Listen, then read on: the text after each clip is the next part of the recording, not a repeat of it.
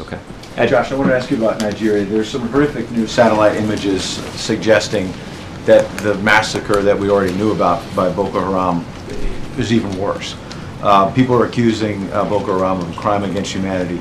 Since the president talked about preventing genocide, preventing a massacre in Iraq some months ago against the Yazidis as a justification for U.S. airstrikes against ISIS, why haven't we seen U.S. intervention in Nigeria?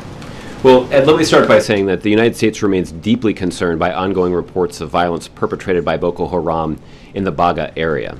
We're actively supporting the efforts of Nigeria and its neighbors to confront this group. Our counterterrorism assistance to Nigeria includes information sharing, improving Nigeria's forensics and investigative capacity, and support for communities that are under direct threat from Boko Haram. Our assistance also stresses the importance of protecting civilians and ensuring that human rights are protected and respected in Nigeria.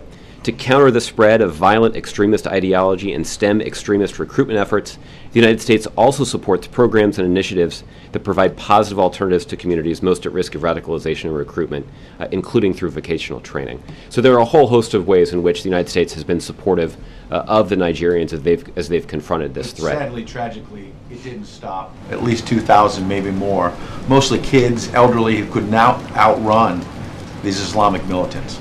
So despite all that, it hasn't stopped. So what's why no U.S. military intervention? I understand the other counterterror.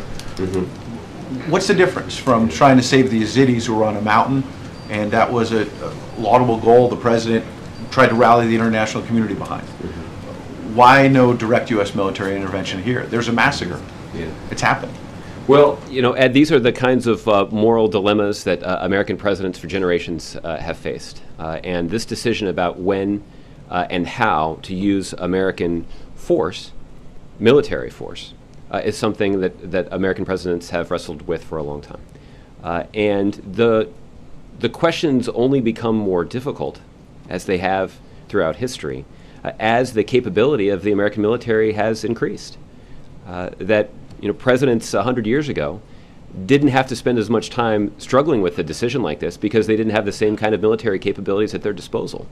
But now, because of the profound capability of the American military, whether it's UAVs or fighter jets, that there is a tremendous capacity that our military has to protect our interests around the globe, and that ultimately is the question: is how do you sort of balance America's national security interests with the variety of capabilities that the U.S. military has. And there is significant military capability from the United States that already has been committed to working on this effort. And one of the things that we have believed is most important is dedicating an effort to work closely with forces that are on the ground, local forces, to try to confront these challenges. And that is the strategy that we have employed in Iraq to try to support Iraq's security forces on the ground to take the fight to these extremists is the same strategy that we've used in Nigeria on a different scale, because each situation is different, where you do have an American military presence